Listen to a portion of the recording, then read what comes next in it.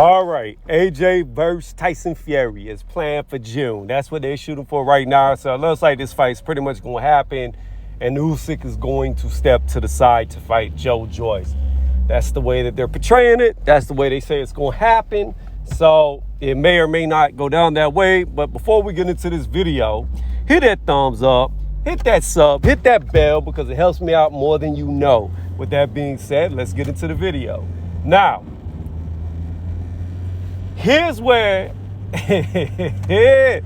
AJ fans who have rolled with me may not like my prediction. My prediction is Tyson Fury is going to school AJ in the first fight. The second fight, I'm not sure how it will go down. I need to see the first fight first to see if I believe AJ can even make adjustments. But I do not see AJ being able to put up much of a threat to Tyson Fury stylistically. AJ is one of them boxers who's very straight up and down, meaning he doesn't bend at the hips, bend at the thighs. He doesn't drop his butt. He's very much a straight target when he comes at you. And he also lacks a lot of head movement. So while he does have a decent defense when it comes to blocking and parrying, it is decent, not the best. He falters in the fact that he doesn't move his head a lot. And against a guy who's going to be taller, longer, faster, and more agile, that could pose a serious problem. Now, AJ is very good at the mid-range, and I would say that he's okay at very, very close range. From distance, he's all right. He's not the best, but against Tyson Fury, it's going to be very hard for him to even fight at distance, being that he is shorter. Tyson Fury 6'9", AJ 6'6", so there's a 3-inch height advantage for Tyson Fury, and then I'm not quite sure what their arm reach is, but I would say that it favors Tyson Fury. Again, I think that for AJ to have success in this fight, he's going to have to close the gap, and he's going to have to fight in mid-range, which is the opposite of how he's been fighting, really. I mean, if you look at how he fought Pulev, he was from the outside. If you look at how he fought Ruiz in the second fight, it was from the outside. Even in the first fight, he was at the outside for a good start of the fight till he hurt Ruiz and dropped him. Then he got reckless and never recovered from getting countershotted. So, stylistically, he's been fighting from the outside for his last few fights. And he's going to have to completely change up that avenue of attack to be able to stand a chance against Tyson Fury, because Tyson Fury is going to hit and move. I don't think Tyson Fury is going to get up there and mix it up like he did against Deontay Wilder. I think if he did that, it would be very foolish, and he'd be leaving himself open to possibly get floored or knocked out. Because, like I said, Anthony Joshua, in my opinion, has a significant advantage at the mid-range. Now, there's a couple of factors that go into this fight outside of that. You got Anthony Joshua, who's going to be coming in lighter, or at least has been coming in lighter for his past few fights. Now, because he's chosen to do that for at least his last two fights, there's no way AJ is going to be able to get up to 250s. He just can't do it. Even high 240s may pose a very serious issue for him. And why would it cause an issue? His cardio. People have said that he was too muscle-bound in the past, and he's got too much muscle. That's why he looks to tire. However, I disagree with that fact. I don't believe muscles make you tired. There's been plenty of examples of guys who are muscle-bound that had Energizer bunny batteries, guys like Evander Holyfield. I could go on forever. I'm not going to list them all because it's not about them.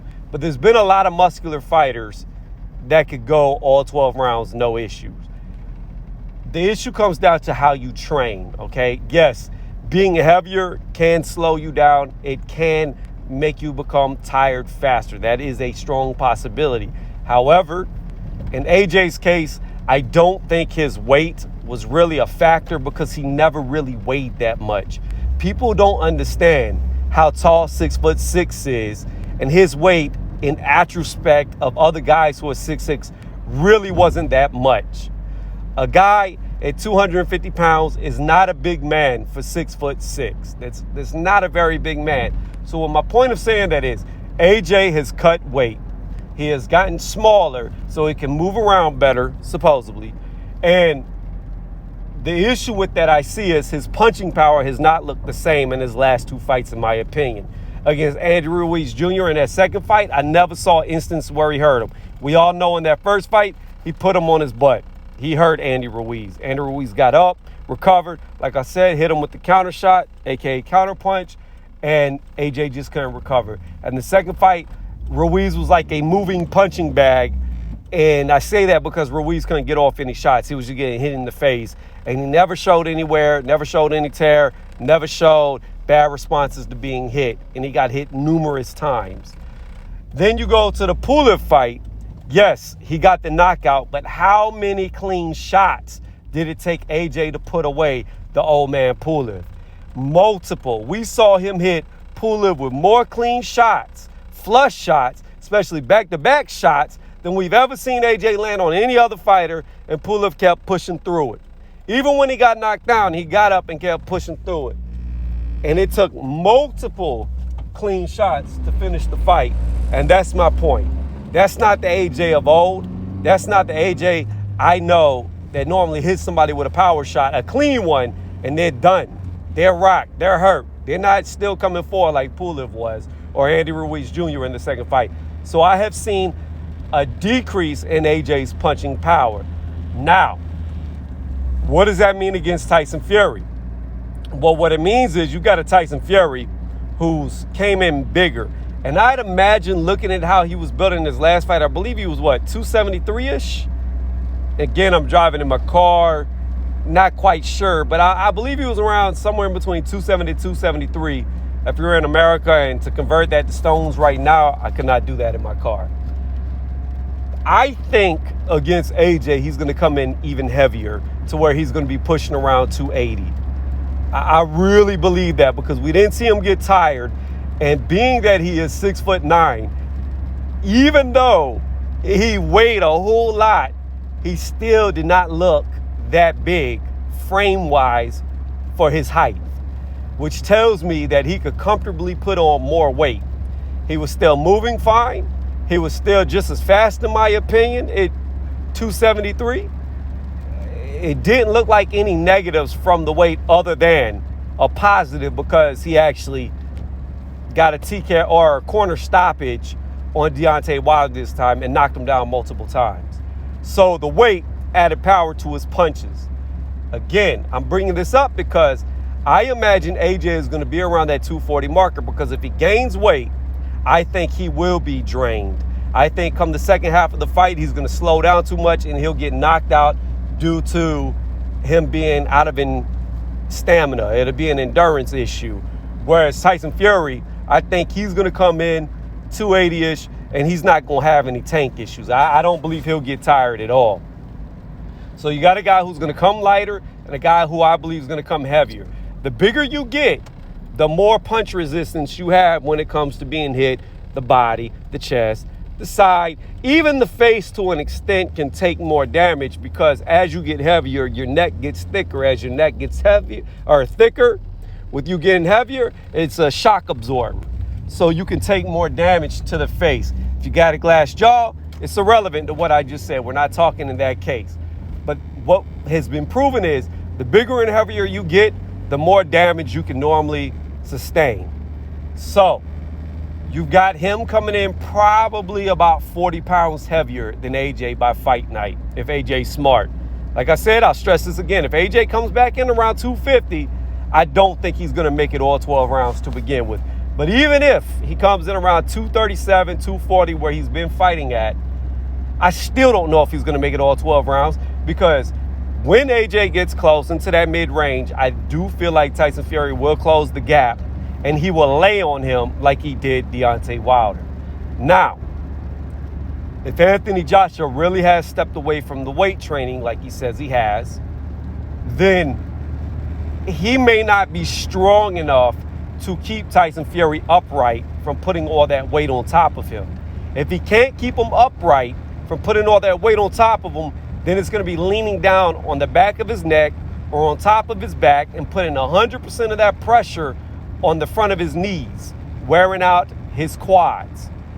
So when you have a guy who's had stamina issues, the worst thing in the world he can have is a 40-plus pound body laying on top of him, because it's going to make his legs tired. When his legs go, his stomach's going to go. When his stomach's going to go, his chest is going to go, his heart's going to go, and then his head's going to drop because he can't stay up.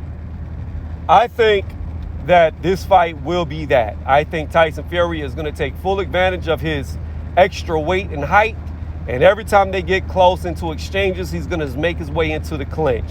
It's going to be on AJ to keep Tyson Fury off of him in the clinch with backstepping and being able to counterpunch him while backstepping away from Tyson Fury, trying to get a hold of him. The issue with that is one guy's 6'9", one guy's 6'6". Because their bodies are so long, so big, it's very easy for them to tie up in the ring. I mean, you can see guys of their stature fighting each other, and every 2 hits, they always come together because they're so long. So I'm really thinking it's going to be hard for AJ, especially when AJ needs to get on the inside and land shots. It's going to be hard for him to stay out of the clinch. If he can't stay out of the clinch, he has more of a shot. If he can keep Tyson Fury at mid-range, he has more of a shot. But I really think that this fight is going to be Tyson Fury boxing from the outside, using his agility, moving around AJ, pop-shotting him, getting out, pop-shotting him, getting out. If AJ makes a mistake, he'll capitalize on it and then get out. I don't think he's going to pressure him. I think when AJ closes the gap, after AJ throws a shot, whenever he closes the gap to the mid-range, I don't think Tyson Fury is going to counter punch back. I think he's just going to look to clinch and weigh him down as much as the referee will allow him to do it. And the thing about it is, if he starts off clinching, even if the referee's going to warn him, that warning's not going to come to the 3rd, 4th, 5th round. And by then, the weight has already been added to his back and the damage has already been done. So AJ really needs to work on his cardio, and I think he needs to go back to strength training. That's really his goals in this, is cardio and strength, period. Work on boxing, yes, but you need your cardio and your strength through the roof. You're already a talented boxer. You're already a technical boxer, a skilled boxer. You need to work on what you have got to deal with in front of you, and that's cardio and strength. So, yes, I'm saying AJ needs to get back on them weights. Yes, if I was his coaches, I would have him moving around that ring with a 35, 50-pound vest on while he's sparring, while he's doing punching drills, hitting mitts. So that way when they take the vest off, he's used to 40 or 35, 50 pounds on top of him. So when Tyson Fury starts leaning on him, it won't hurt his legs as bad because he's used to that extra weight being on his body. And it'll just be like, oh, I did this every day in camp. This is nothing. So those are my suggestions. But again, at the end of the day, I think that Tyson Fury is just going to out-jab him, pop him with straights when he gets the shot. When AJ closes the gap, he's going to pretty much guard up, let AJ get off a shot. Then he's going to hold him. Then he's going to push him down to the ground while he lays on top of him. Look for that forearm to go underneath AJ's chin, get around his neck, and he's going to try to choke him like he did Deontay Wilder. If the referee doesn't see it, he's going to exploit it as much as he can until the referee comes around and knocks that glove down from underneath AJ's chin and then warns him about it. That's really how I see the fight going. To me, this is a very easy fight to break down. You got one guy who's going to box from the outside and another guy that's going to try to get on the inside, but it's going to be very hard for him to get on the inside because he has very little to no head movement and he's very straight up and down, which is going to make it very difficult for him to bob and weave to get in because he doesn't bob or weave. If he's training, he needs to practice on bobbing and weaving. Whether he dips his butt down low to bend at the thighs or whether he's like a Joe Frazier type dip and just dip at the hips. He's got to find a way to get his head low versus just staying straight up and down and trying to come in. Even if he comes in at angles, it doesn't really mean anything when the guy's faster than you and can shift his weight to the angles that you're trying to attack at quicker than you can move to those angles to attack. So, again, I see going into this fight, I give Tyson Fury every advantage except power. And even then, I don't know what AJ's power is truly like at 237, 240 pounds because it just hasn't looked the same to me. So even the one advantage that I would give AJ, they've pretty much strategically taken it away from AJ in this fight. And with Tyson Fury possibly coming in, say 270 to 280, I think 280 is going to be the sweet spot for him. You know, we don't know how much power he's going to have blow for blow. So regardless if you say the man's a soft puncher or not, when 280 pounds that knows how to throw a punch hits you in the face, is still going to have sting. Even if he hits weak for a 280-pound man, he's still hitting hard for a 240-pound man. See, that's what people forget. So, again, that's how I see it going. If y'all don't agree with me, let me know why in the comment section. But I have Tyson Fury winning by points, and more than likely, I think, at least in the first fight. I think the second fight will be different, contingent on how the first fight looks. But I think it's a strong possibility that he will knock AJ out later in the fight, say 10th to 12th round, because AJ is just going to be too exhausted to stay on his feet. That's what I see. I will say on points, but do not be surprised if AJ gets so winded by the 10th to 12th round, Tyson Fury just knocks him out, because a strong breeze could knock him over. That's how I see it going. Y'all know my opinion, though. I would much rather see Usyk versus AJ first, because I feel like Usyk deserves it, but that's not going to happen. So it is what it is.